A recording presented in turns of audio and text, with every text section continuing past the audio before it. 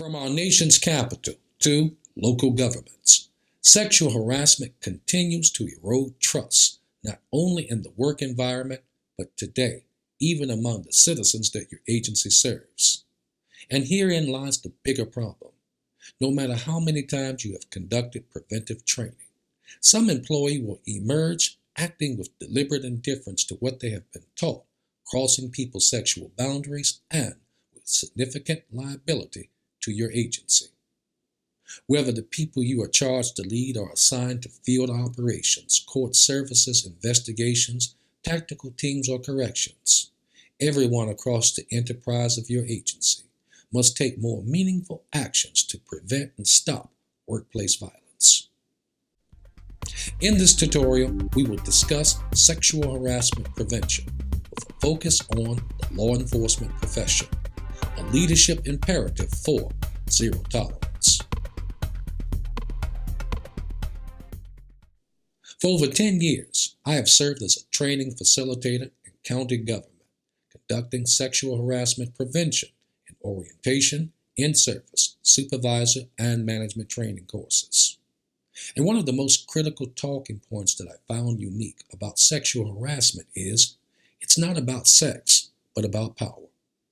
Power, by definition, is the capacity or ability to direct or influence the behavior of others or the course of events. In comparison, to corporate CEOs, sexual harassment poses more complex issues for law enforcement executives. Why? Because unlike corporate employees, peace officers exercise a greater amount of power and authority in the course of executing duties that could direct and influence people under the color of law. Take, for example, in Oklahoma, where a police officer forced many of his victims with criminal records, histories of drug use, and lived mostly in the low-income neighborhoods where he patrolled into unwanted sexual activities.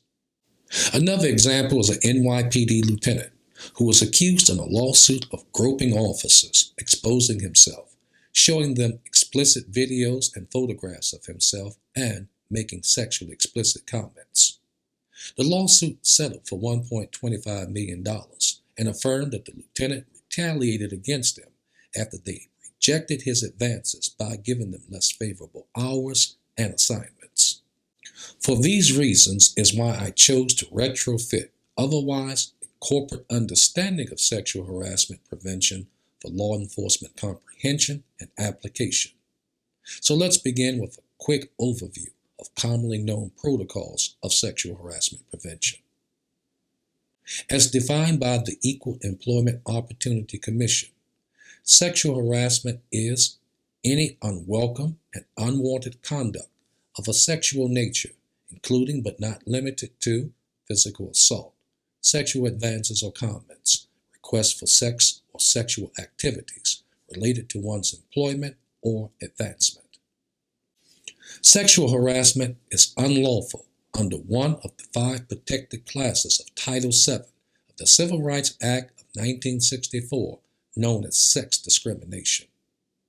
There are 2 commonly known categories of sexual harassment. The first category is quid pro quo, also known as tangible employment action.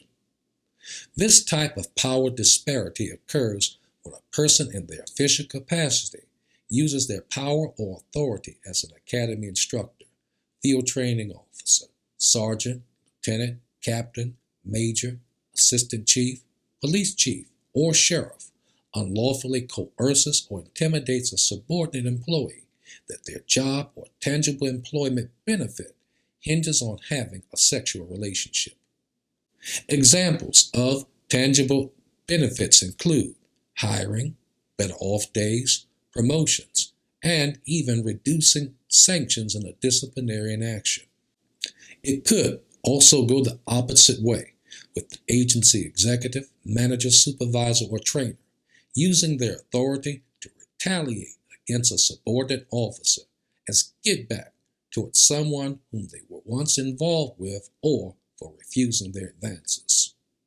Acting with deliberate indifference, they could also retaliate by reassigning the subordinate officer from one division of desirable employment into another less desirable division, all with an evil eye intention of making the employee's job more difficult. The second category of sexual harassment is hostile work environment. This category includes any conduct between two equal peace officers making the work environment less than desirable to perform official duties. Inappropriate behavior or conduct so perversive, intimidating, and offensive others cannot perform their duties. Conduct that could include the display of sexual photographs, obscene cartoons, jokes, and direct or indirect threats made to another employee. Perhaps the most critical development about sexual harassment is the reasonable person standard of not what the respondent felt was their intention, but the impact it had upon the charging party.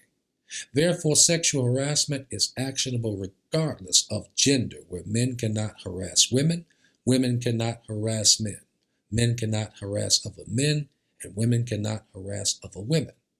Therefore, sexual harassment is not only actionable within the agency, but also the various persons that your officers will come in contact with, such as contractors, citizens, and even persons under law enforcement control, to include confidential informants, witnesses, suspects, and even inmates. Also, sexual harassment does not have to be directed at the victim for the behavior to be considered offensive. An individual could be considered as a third party based upon what they heard or saw as offensive behavior. Further, sexual harassment at conferences or other agency-sponsored activities could be investigated as extensions of the workplace.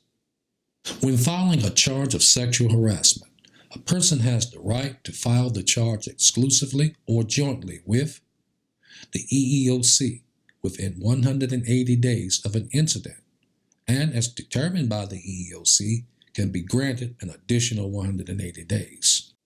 A state or local governing authority equivalent to the EEOC based upon their published timeframes, or with a designated person within the human resources function of the law enforcement agency. And remember, regardless of which investigative body a charging party uses to file a charge, it is critical that no person within your agency retaliates against the charging party, respondent, or witnesses. Now, having reviewed some of these legal protocols, let's examine some leadership imperatives for zero tolerance. Number 1, unfortunately, even with the best in class of training and supervision, some deliberately indifferent subordinate, co-worker, or superior is going to test and attempt to cross the sexual boundaries of others. Every effort must be made to protect the charging party, respondent, and witnesses.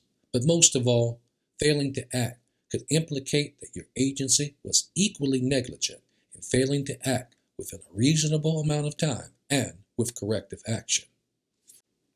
Number 2, while stopping the behavior is always the primary objective of a person filing a charge, remember, sexual harassment can also lead to costly litigation and settlements, which could greatly impact the governing authority and law enforcement agency's budget.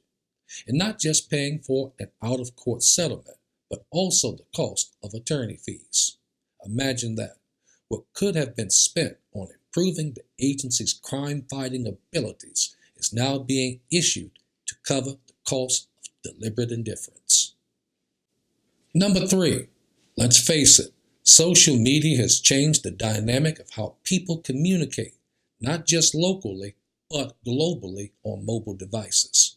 For example, social media can be used to make an incident go viral, reaching people quicker than mainstream media, impacting the law enforcement agency very unfavorably. Even if the charge of sexual harassment is unfounded, the facts and circumstances of your case will become so distorted, the agency and person's credibility is destroyed. Number 4, a word to employees.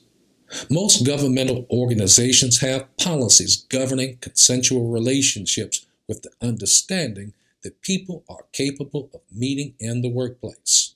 But please use common sense. Just because it's consensual does not mean your interactions should be openly expressed. Remember, you are on duty, and how respectively you choose to spend your time off duty should remain a matter of your private life. And number 5, but most important, employees at every level must be continuously educated about what sexual harassment is, so they won't be naive or intimidated, but will be empowered to report the incident before it turns into out-of-control workplace violence. Whether individually or collectively, everyone has an equal responsibility to report sexually harassing behaviors. Important that their voices are being used to help address sexual harassment before it also turns into a pattern in practice of conduct banned in principle but tolerated in practice. An agency that no employee wants to work within and no citizen wants to serve and protect their communities. In summary, we have discussed sexual harassment prevention with a focus on the law enforcement profession, a leadership imperative for zero tolerance. And the essential takeaway value that I can offer you about sexual harassment is, like other misconduct occurring in the criminal justice profession, leaders cannot ban it in principle but tolerate it in practice. The hallmark of taking charge of the people that you lead away from this type of unwelcome and unwanted conduct is the courage that you will display leading the way before it turns into a regrettable instance of workplace violence. Thanks for watching. To earn 1 post-credit hour, please download the Professional Study Manual and mobile webinar at criminaljusticelearning.online.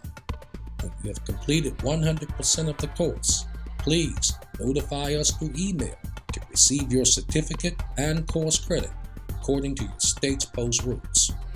Please give us a thumbs up, like and share our best-in-class courses with others to learn, lead, and make a difference in the criminal justice profession.